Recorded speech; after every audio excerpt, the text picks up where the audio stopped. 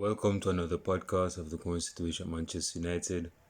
Manchester United was brought to a halt, a draw, a 0-0 game against Liverpool.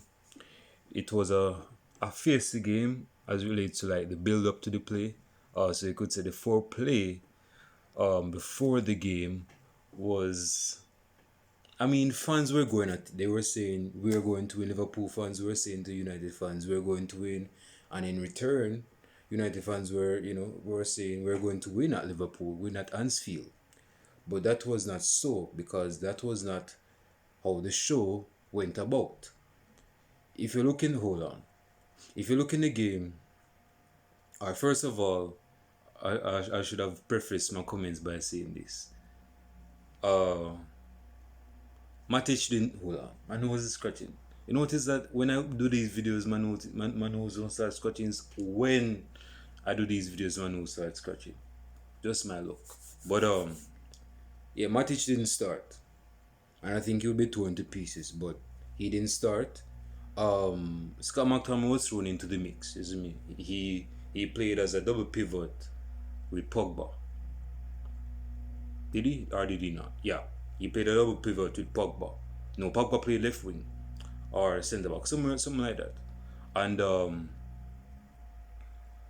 I have to say this, bro, because although we're on the top of the league again, we draw the game. Hold on, we drew the game, but before I get into that, okay, since I started, let me just finish it. Liverpool were expecting to beat Manchester United, and in return, Manchester United was expecting to, at bare minimum, get a point, or at bare maximum, point out to Liverpool by getting 3 points.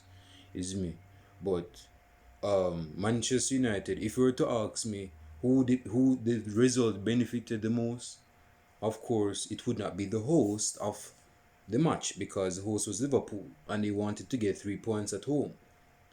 See, United fans were saying, no, to get a point at Liverpool would be decent. But to get 3 points at Anfield, that would be damning because, again, Liverpool, I'm not a fan of Liverpool's memory lane. But if you know the history behind it, at least for the past 3 years, Liverpool is unbeaten at home. They have been unbeaten at home. So for us to come at Anfield and try to beat Liverpool, that is some taking.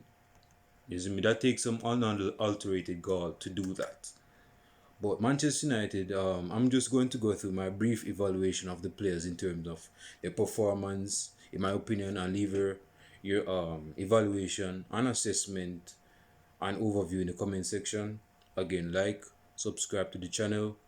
I'm happy enough to read out some of you guys' comments, if it's not hatred. Because if I read one of those hatred comments, I'm gonna delete it, I'm gonna block you guys.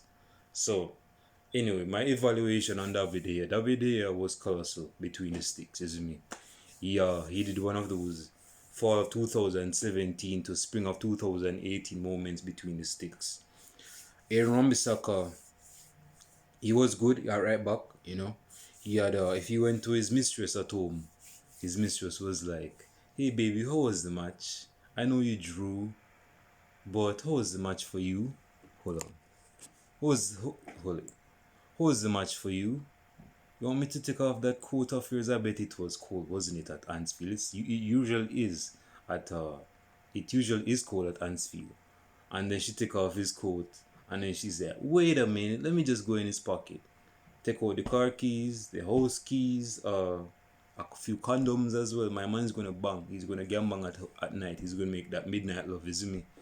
And whoa, who is this in the pocket? Sadio Mane? You had the Sadio Mane in your pocket? Baby, you naughty boy. So yeah, Sadio Mane was, he had not much times, but he had Wan-Bissaka on toast, isn't me? He didn't really roast Wan-Bissaka, but there were a few instances where Sadio Mane had man on toast, isn't me? But it didn't really lead to anything, which was a good thing. But that's my evaluation. So Wan-Bissaka is good, and I'm not going to give a rating for the players because I'm not good at ratings, isn't me? Um, so I'm not going to do that, but I'm just going to give whether they were good, bad, or ugly in terms of their performances against Liverpool. Secondly, I was disappointed that Eric Bay didn't start, but luckily for Lindelof, he started, and when he started, he actually had a very good performance. Now, there was a time where Liverpool almost exploited the space with the pace of Salah on the left wing, because there was an instance in the game where Salah and Mane switched the wings. Mane on the right wing, Salah on the left wing. There was a pass played into space, acres of space. You could even plant corn on it as well.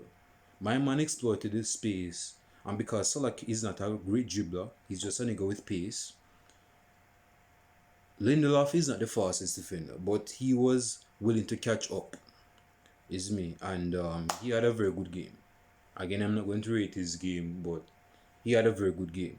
Harry Maguire gave the ball away a few times. Like, he gave the ball away to Firmino, I think. He was somewhat very slow in possession of the ball.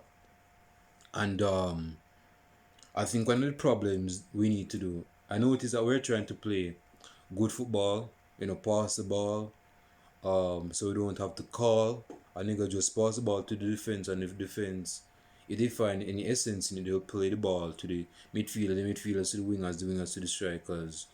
Rinse, repeat, carbon copy. So Harry Maguire had a few incidents. He played decent. He played decent. Not the best captain performance in a rival match, but we ain't go have him on toes. Luke Shaw was arguably the man of the match. He is the man of the match. He was up and down, going around, dancing around. That's what his main MO was when he was on the left hand side on Manchester United. He was breaking up play, and there were a few times he would display some attacking plays. Like, my man would turn into prime Roberto Carlos and start bombing the wings forward. He would start dribbling. My problem with Luke Shaw is all about his weight, isn't it?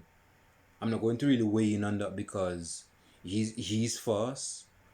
But I think his fitness can be called into question. But what we cannot question is that he's been improving, isn't it? And that's going to create some anxiety for Alex Tears. That's just the reality. And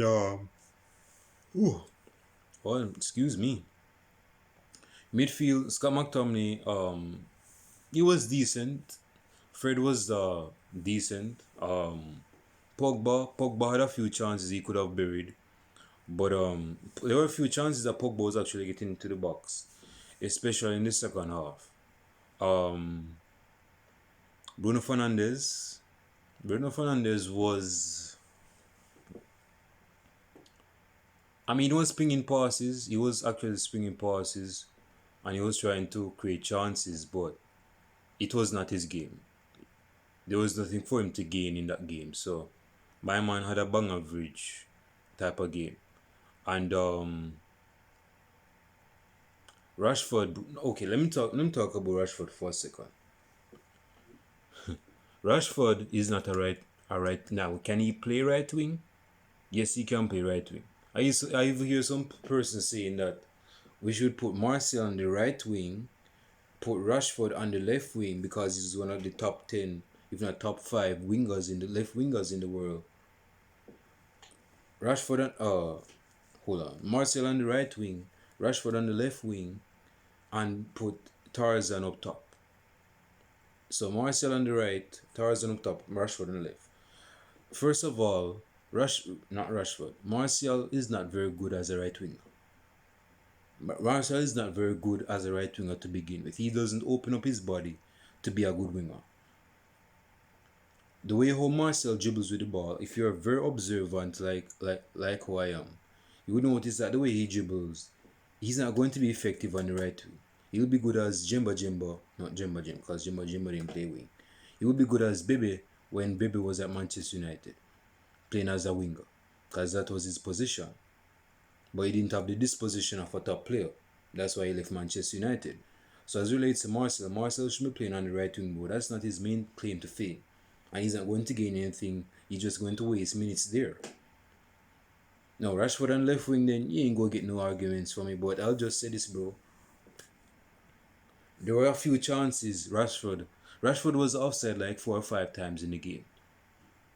My man made Theo Walcott look good with a high IQ for the offside line.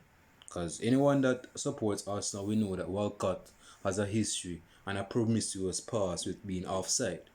Is me. So he's not immune to offside.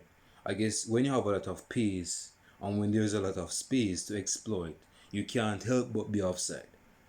And this is why we have to be very tactful in our play when we're playing football. You see me? We cannot just because a player is fast. That's why some people are saying, well, they should play Daniel James because he's fast and he's going to come against tired legs. Yeah, but if he's not very tactful with his pace, then it's going to go to waste. It's going to go to waste. If he's not good with his pace, if he doesn't know how to beat certain players, his pace will be his pace will be of no use. Marcel had a decent first half, but that kind of fizzled down a bit, went into the shadows in the second half. Speaking of Bruno Fernandes, and this should tell you all about Bruno Fernandes' mentality, his mindset, how he is as a player. When Greenwood was coming on, I thought he was going to come off for probably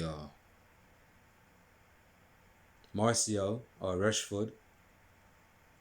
When Bruno Fernandes saw that he was going to come off, my man wasn't happy with that.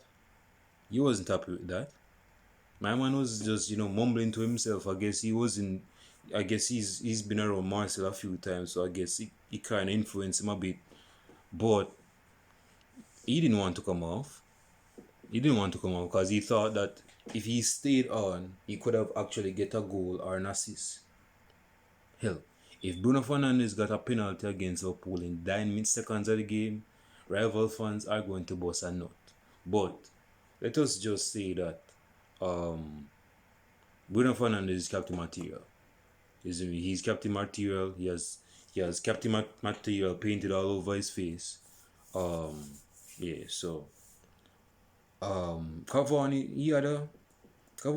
didn't, he had a solid, not solid, he had an average game. He had an average game. Greenwood didn't make much impact. The game wasn't dry. The game was dry, bro. The game was dry. It was drier than a 2-week-old cornbread, isn't it? There was no flavor to it. There was no buttering on the cornbread. There was no flavor in the game. Liverpool on the other end, if they didn't have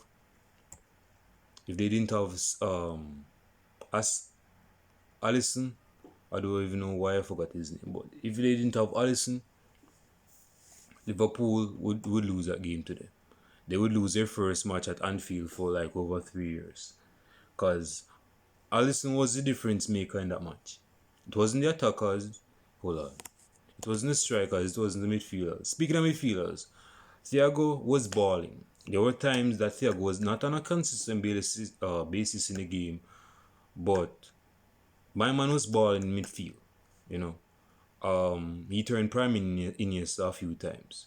Thiago, although he's getting off age, but time to go to bed. So he had a few instances, and he was creating space for Liverpool. And don't even get me started on Liverpool's front three because they were non-existent. So yeah, I believe that. And the thing was that Liverpool played like two defensive midfielders. Two midfielders as their centre back. They had Fabinho, who's been playing there for a while because Liverpool have a ISIS crisis with the defenders. And Henderson, he had his ass in defense as well. So they had a clean sheet and so did we. But they'll be fumbling about themselves and fuming about themselves and furious with themselves because Liverpool is like 4th place right now. I think they're in fourth place or third place right now. Yeah, they're in fourth place because City's in second place, Leicester's in third place, and you have Liverpool in fourth place. Ain't that a bitch? But it wasn't the best types of game, bro. So leave your comments down below in the comment section. Like and subscribe to the channel. Click that post notification, that bell, so you can get notifications as well. Um, what else? What else? What else? Let me see if I have a few things from my mouth before I close this video podcast. See the thing, bro. Liverpool went to church Sunday morning before the match, because like I told you guys just a while ago, if Alisson wasn't playing, there would be a good chance United.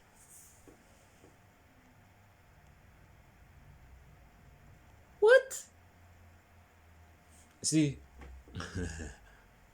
this has been a big criticism from Liverpool to Manchester United ever since probably 2016. Whenever Liverpool is playing against United at Anfield or even at Old Trafford, the criticism from Liverpool's manager, whether it's Brendan Rodgers, no, Brendan Rodgers was sacked in 24 of 2015. Jurgen Klopp has been issuing this criticism to Manchester United for like 4 years now, and it's becoming like 5 years now. This is what he's been saying. He said, okay, this is what he says. He says that Jurgen Klopp hits out at world class, in single quotes, world class Manchester United for defending deep in the box and only counter attacking as Liverpool boss takes aim at Ole Gunnar Solskjaer tactics in Anfield stalemate. Bridging, you're just frustrated because you couldn't score.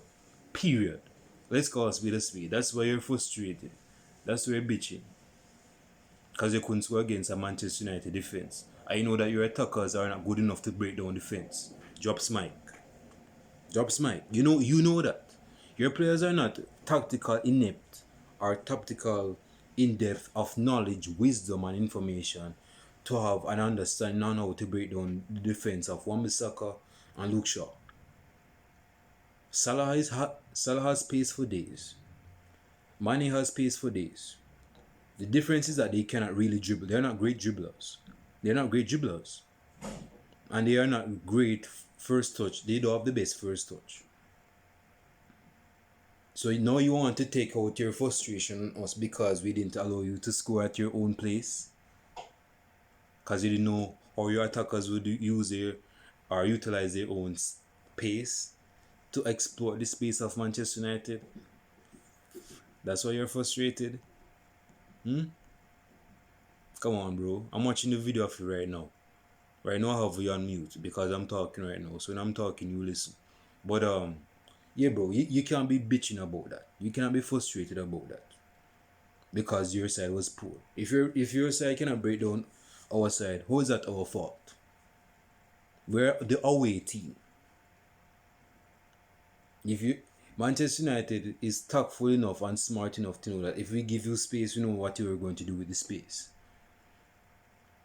You see me? You're going to try have a daily robbery at Anfield against us and beat our backside in broad daylight. We know that.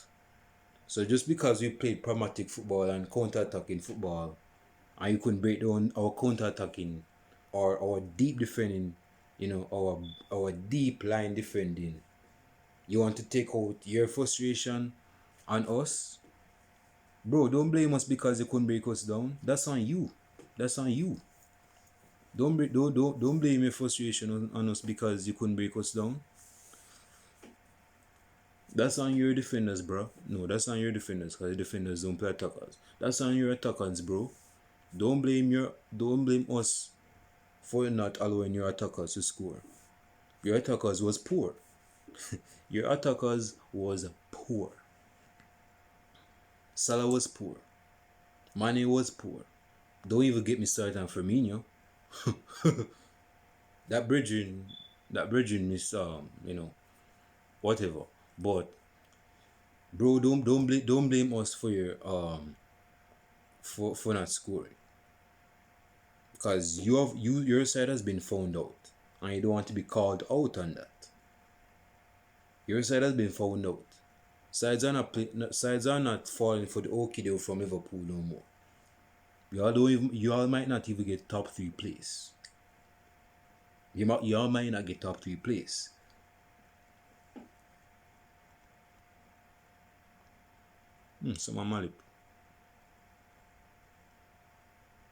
So anyway, as I close this video podcast before I go into my infamous rant, so Manchester United is on top of the league with 4. Well, City has a game in hand, so I think we and them are going to fight it out to the title. You see me? Manchester United our defense was very good against Liverpool, and just because our defense was very good at Liverpool's manager wants to take his frustration on us. Bro, do not blame us because you couldn't break us down. You hate us because you ain't us. Period. So as I close this video, because I don't have anything to talk about, I might do a preview for Manchester United's game against whoever we're playing against on Wednesday, I believe. Wednesday. We'll see. And with that being said, I'll show it to you guys in the next video podcast. It could be, I might do a video Tuesday to give a preview, and I might do a match reaction. We'll see. But until then, I'll show it to you guys. Enjoy the rest of your night. Stay blessed. Don't stress, and be blessed. Peace.